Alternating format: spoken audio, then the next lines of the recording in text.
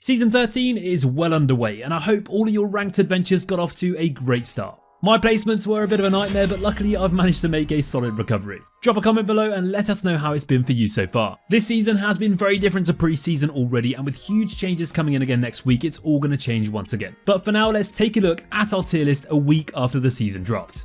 We're going to start off with that top lane as usual, and in the S tier we have Singed, Sion, Fiora, Camille, Darius, Zac, Akshan, Jax, and then Olaf in the shiny Burning God tier. After his recent buffs, Jace makes an appearance in the A tier for both of the solo lanes this week, although he does take a bit of practice. Dr. Mundo got hit really hard in 13.1 with his win rate dropping hugely, but if you build him right and pick him in the right games, he still feels very oppressive despite his low stats. Jax's small but impactful rework has launched him into a fantastic position this season, and if you've been watching any streamers or grinding games yourself, you'll know just how often he's being picked. Jax is the traditional typical split pushing bruiser monster that you'd expect from that top lane. He gets ahead, he stomps lane, he takes plates, takes towers, and accumulates such a massive gold lead that he rolls all over the game. If you can pull off this playstyle, there's very few champions better at it right now than Jax. Kassadyin's nerfs definitely made him weaker. Now his stats have truly never been that impressive considering just how good of a champion he is. And he's still really popular, especially towards the higher ranks. Kassadin has a ton of mobility and CC, and he absorbs ridiculous amounts of damage too, so don't be too put off by his lackluster win rate.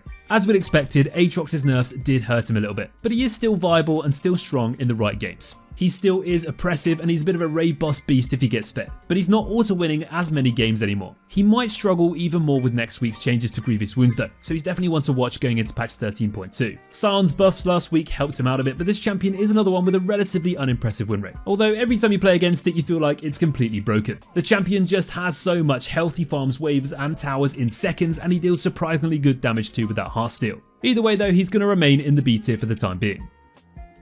Let's move into that jungle now, and in the God tier we have three beasts who are just being played non-stop: Udyr, Maokai and Zac. In the S tier we have Echo, Elise, Evelynn, Fiddlesticks and Amumu. Shaco's buffs didn't really make too much of a difference in the end, so he's still going to be in the B tier. Zac genuinely feels like Freelo at the moment. His long range ganks are just absurd, and it feels like bullying when you're playing him, and especially when you're camping one lane in particular. Here's a few clips of me playing Zac in a recent solo queue game in around mid-diamond, and you can see just how easy it is to abuse his ridiculous ganking strengths. Look just how far back they're playing, and they still don't stand a chance. You might even end the game feeling a bit guilty of the sheer violation you've caused. When you combine those crazy ganks with his immensely strong itemization options, you have a very oppressive choice from the jungle. Radiant Virtue or Jackshow, Lucidity Boots, Demonic Embrace, Sunfire, you hit seriously hard and tank a lot of damage too. Great ganks, huge burst, a brick wall of a tank and tons of crowd control to bring to the table. Rammus's nerfs absolutely slapped him last week, so Riot hotfixed it slightly a few days later. It's kind of difficult to judge what spot Rammus is in at the moment because his stats are still so heavily hit from all those games played before the hotfix. It's safe to say though that Rammus isn't at his best. He'll probably get some more compensation buffs soon though, so don't you worry Rammus mates. And let's see how he looks over the next week or so. But for now, he's just going to be in the B tier.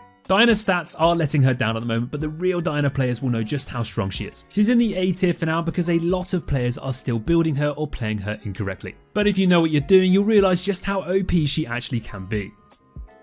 Alright, well let's jump into the mid lane now, and in the God tier, of course, surprise surprise, we've got Kassadin. In the S tier we have Anivia, Cassiopeia, Karma and Heimerdinger. Lissandra's buffs did help her out slightly, and Twisted Fates didn't really make too much of a difference. However, the changes to Rod of Ages and Seraph's Embrace have transformed the mid meta once again, and brought some tasty new picks along with them. Kassadin has just received one too many buffs, and then when you add the AP item changes too, he's become a complete nightmare to play against. It's obvious and easy to say he's probably the best champion in the entire game at the moment, with an impressive win rate and a seriously high ban rate. If Kassadin does slip through the draft, you better hope you've got the team comp to deal with it, because if not, he'll run riot and make you regret ever queuing up in the first place. Ryze is surprisingly and finally back, and all it took was those changes to his itemization. Much like Kassadin, these buffs to Seraphs and Rod of Ages have made him so much stronger instantly. He isn't quite on the same level as Kassadin, but in the highest of ranks people are spamming him all day long. We've placed Ryze in the A tier for now, which is still absolutely crazy considering he was like F tier for months.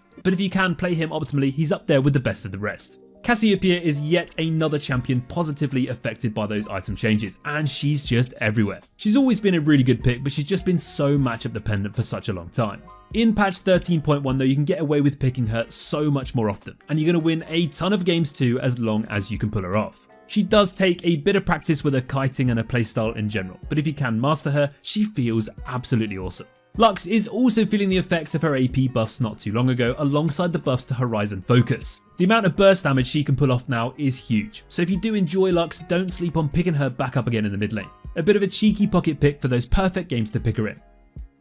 Moving down to those AD carries now, and in the S tier we have Xayah, Twitch, Caitlyn, Samira, Draven and Xayah. Lucian Nami is still also S tier, and to be honest, despite the nerfs, Zeri Yuumi isn't too far off either. Some partnerships just make certain champions so much better. Massive changes coming to AD carries itemization next week though, so make sure you check back after that patch drops to see how we feel it'll impact this role. Xayah's buffs have really seen her improve across the board. Now we expected this to be the case with our prediction last week, however we didn't expect her to shoot all the way up to the S tier. Xayah Rakan is still as juicy as ever, but she still does a solid job on her own as well. She's also a fairly safe pick with a lot of comfortable matchups. She's fantastic into heavy dive comps, with her ultimate always being such a great defensive ability too. And both her quick burst and consistent DPS make her a huge threat throughout games. She is a little bit unique in the way that she plays when kiting back, but she's a ton of fun, and when you get a hang of those feathers, you will be lethal.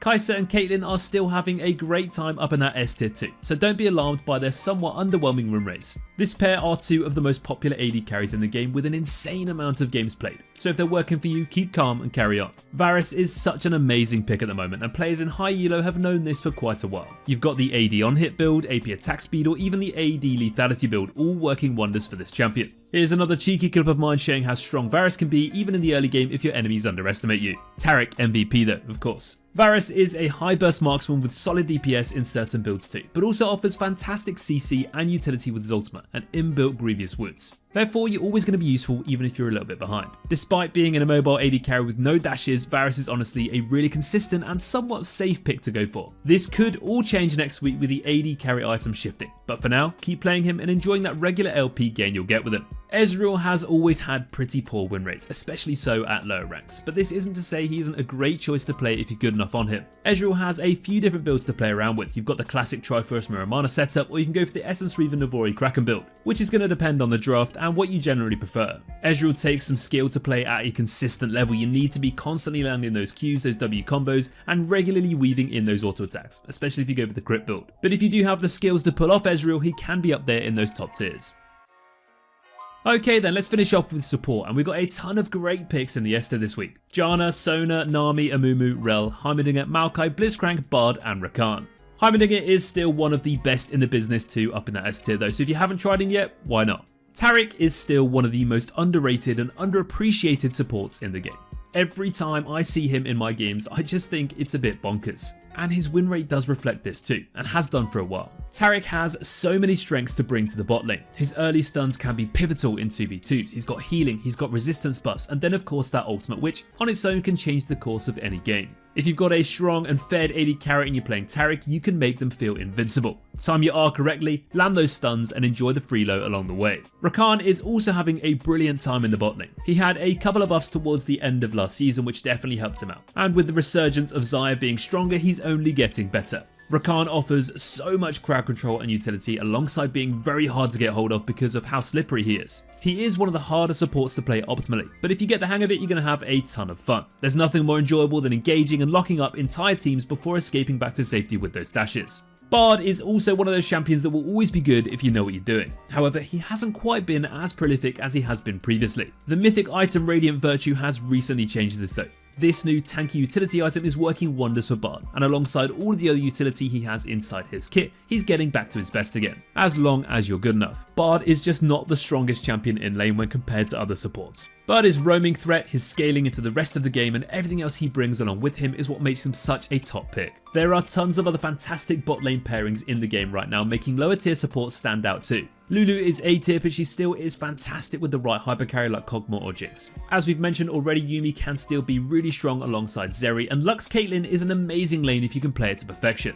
That's going to bring us to the end of our patch 13.1 new season tier list update video for you guys. We hope you agree with all of our choices and let us know in the comments who you're having the most success with. Don't forget to click the link in the description to see our low and high elo tier list individually, and download our desktop app to get all of our champion builds and runes and everything else we offer straight into your game. Thanks for watching guys, and as always, take care.